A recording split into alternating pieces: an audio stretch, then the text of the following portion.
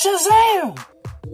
What's up, everybody? I hope you had an awesome weekend. I'm Wes Grant. You're watching Suburban Nerd, this channel where I give my nerd reviews on today's nerd news. And I'm going to start off with weekend box office. So, first and number one, in first place, we got the movie Jigsaw, which, of course, because, you know, it is holiday weekend. So, Jigsaw came in number one with $16.25 million, which isn't a lot. It came in 7th out of the 8 Jigsaw movies as far as ranking this money goes as far as opening weekend, so that ain't too good.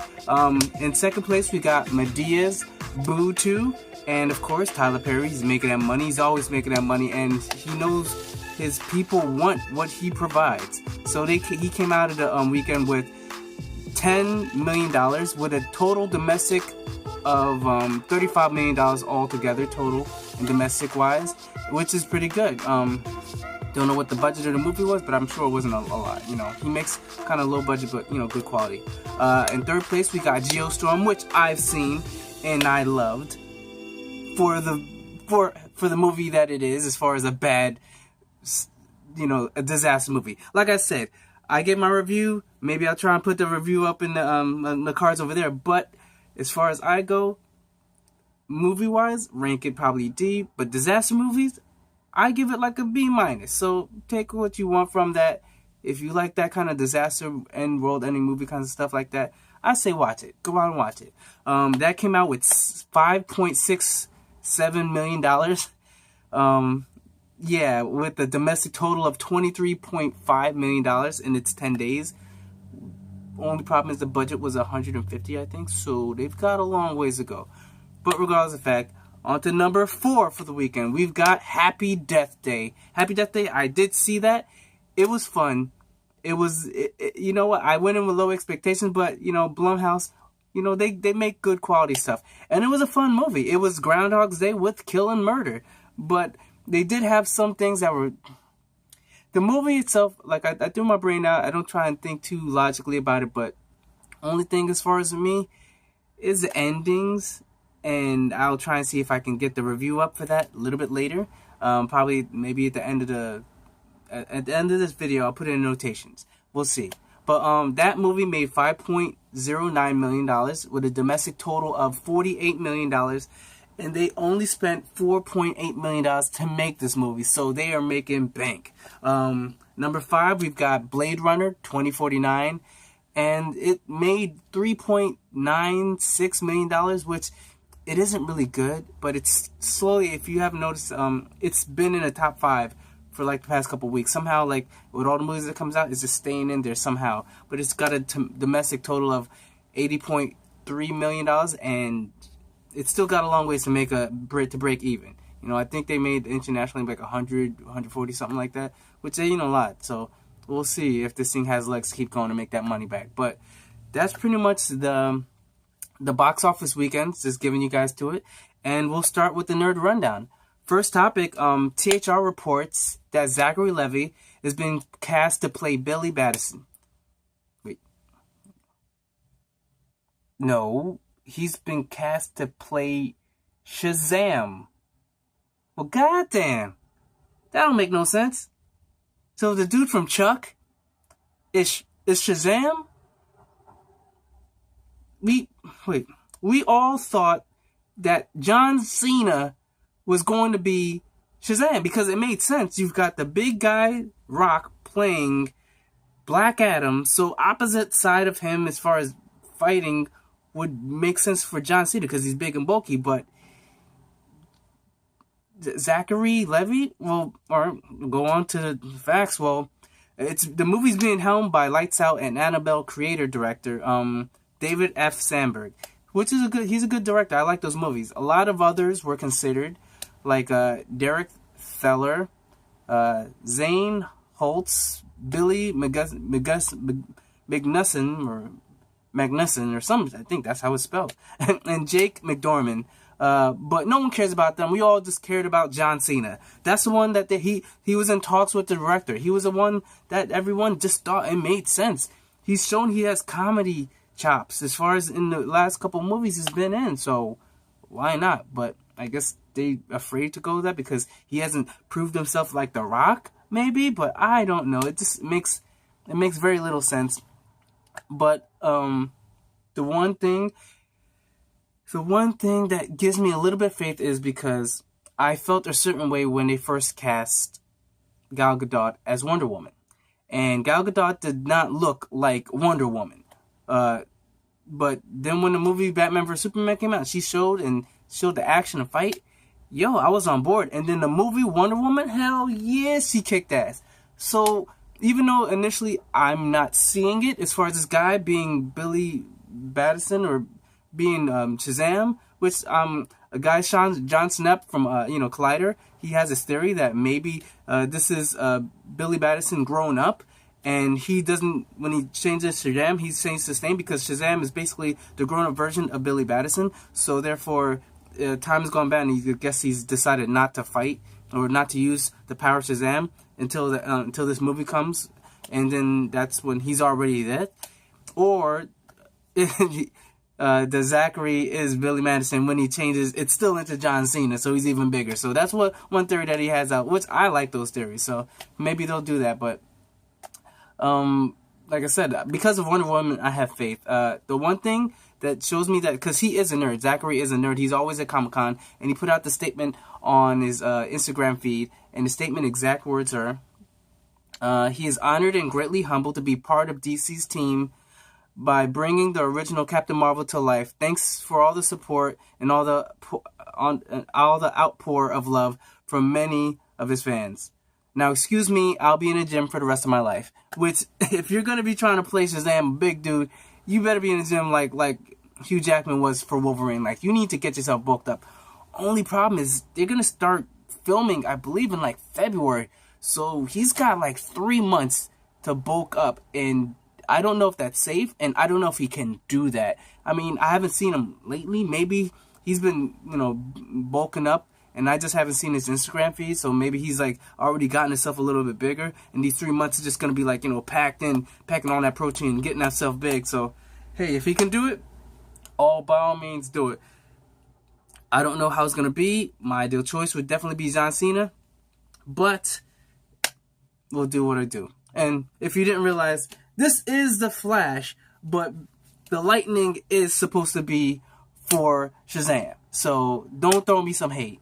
I know already. Next we got, according to Deadline, Mel Gibson, Danny Glover, and Richard Donner are all meeting with Warner Brothers to discuss maybe doing a Lethal Weapon 5. I'm down. As much as you might think, I'm down. The trade reports Donner would be directing, and Channing Gibson, the writer of Lethal Weapon 4, would be penning the script. And, hey, I like the Lethal Weapon movies. I do. They're a good buddy cop movie, and even, with Lethal Weapon 4, when they brought in Jet Li, it's still good. And we all know the line is going to be said. He's getting too old for this shit. But except he was getting too old for it 3 movies ago. So what are you doing? I don't know. I'm worried for him because the dude's old. Danny Glover, Mel Gibson, he's still kind of action. He still keeps himself in shape. But Danny Glover, I doubt he's been even on a treadmill, let alone done any type of action, anything. Golfing is probably the most action this dude's been doing because I ain't seen him in no movies other than Lethal Weapon. So we'll see about that. Next week, that's pretty much all I can talk about because there's not that much information. Mel Gibson, he had his issues, but now he's on top. He was in Expendables. I hear he was really great in that, but I didn't get to see it, so we'll see as far as that. I'll jump to the next nerd rundown. Sony Pictures released a new behind-the-scenes featurette from director of Bad Teacher and Sex Tape. The movie stars, from Jumanji, sorry. It's for his featurette for the movie Jumanji, and it's being directed by the Bad Teachers and Sex Tape director, and it's starring Dwayne Johnson, Kevin Hart, Karen Gillan, and Jack Black. Those are the main 4 characters. The movie comes out December 20th, which is pretty much right after Star Wars. So I don't know how that's going to work out, but hey, they're all going to make that money. The trailers look good. The featurette's pretty fun. It lets you to see about behind the scenes of things, and like I'll try and see if I could put a link down in the descriptions. So just check that out. I'm looking forward to the movie. As much as you might think I'm not, I would, because Jumanji, it was fun, and it makes sense how they're doing it because the game adapts to the times. And before it was a board game, that's what people played. Now it's video games. It changed, even though it's out of date. So I think they have to be like the out-of-date version of everything, because the board game was like an old-looking board game. This is an old-looking video game. These kids play it, get sucked into the world. The avatars are the people they started out the game with, and that's who they're playing with. And then you got 3 lives, I believe, and it looks fun. And Kevin Hart, he was funny in it. You know, Jack Black, he's a girl in his body. So Jack Black has some good comedy timing. So I'm sure he's gonna knock that part with that. But looking forward to the movie. We'll see when it comes out. I'll definitely talk about it. Next, we've got Jeffrey Dean Morgan. He talks Batman might be in the Flashpoint movie, if it ever comes. And this is one problem I have. I've always said that DC has been reactionary when it comes to everything. They're waiting to see this. They're waiting to see that. They don't have a plan like Marvel, like, oh, this is what we're doing. We're doing this. They have this plan, but like, oh, okay, we'll do this. And then wait, maybe we won't do this. And then we'll do this. How about we'll do a spin-off of that? We'll do a spin-off of that. When there's like, no, like, you need to focus and have a plan. Like, first of all, they shouldn't have done Batman vs. Superman so early. There should have been maybe another Man of Steel, or at least a Batman movie, and then, like, show maybe some friendship. So then when they come and clash, it means even more, you know what I'm saying? So like, it actually, just like in Dark Knight Returns, the comic book where they stole this or took this fight from, and didn't even deliver on it like that. The Batman and Flashpoint is, spoiler, it's his father, Thomas Wayne, and this guy, I could definitely see him doing a dark Batman. I could definitely see him playing the Batman Thomas Wayne, where Bruce dies and he takes over, and then the mom turns into the Joker. The storyline is crazy, but I can definitely see it. And Jeffrey Dean Morgan, he's hoping, but like I said, they're waiting for Justice League to come out before they move forward with the Flashpoint movie, which it makes no sense. Like, I thought you had everything set. They didn't even have a director because everything fell apart with Flash. So I guess that's why they're waiting. But I was just talking about news how, oh, Gal Gadot's going to be in it along with Cyborg and all this stuff. Now all of a sudden it's on hold until, you know, we see Justice League. And if it's not as good as we want or they want, then Flashpoint is done, or maybe it's put on maybe more so they can change everything. I don't know what they're going to do, but we'll see. DC, like I said, I don't really have that much faith with them, even though I'm rocking a DC t-shirt. Then next we on Nerd Rundown, we got Josh Brolin saying that Deadpool 2 has more action than the first Deadpool, which it better be, because Deadpool was killing mugs all over the place. I want to see him kill even more, and I want to see the dynamic duo of Cable and Deadpool going together. One that's being super serious, one is being comedy, and don't give a F. So we'll see how that turns out. I'm looking forward to it. When that comes out, I'm definitely going to be, like, not front row. Don't do front row. I'll do third row. C row. C row dead center. That's what I do. Next we got, what is it we got? Oh, Joss Whedon calls Thor Ragnarok, a modern masterpiece, because he sees it, and if Joss Whedon believes so, then it has to be, because this dude did the Avengers, and he did the Avengers Age of Ultron 2, which I have a separate video where I'm talking about how the reason why it didn't make more money than the first Avengers movie is because of Mayweather fight. The Mayweather versus Pacquiao fight, it came out the same weekend, and that took away from it. I'm not going to go all too deep in it. Maybe I'll put a description in, or make a card for it, but it was I explained everything. But the movie was good. Might not have been as good as the first one, but it definitely was good enough that it should have made more money. But Joss Whedon, if he thinks that this movie is great like that, then I'm definitely going to see that when it comes out. Definitely going to see it. I'm looking forward to it. Want to see the Hulk. Want to see the Thor fight. I want to see them just go all out and just have fun. And they say it's a fun movie. That's how people describe it, as a fun movie. So definitely look forward to it. Going to see it. And we'll check that out. Last on the Nerd Rundown is Hugh Jackman teases that you might see him in a Wolverine outfit this Halloween.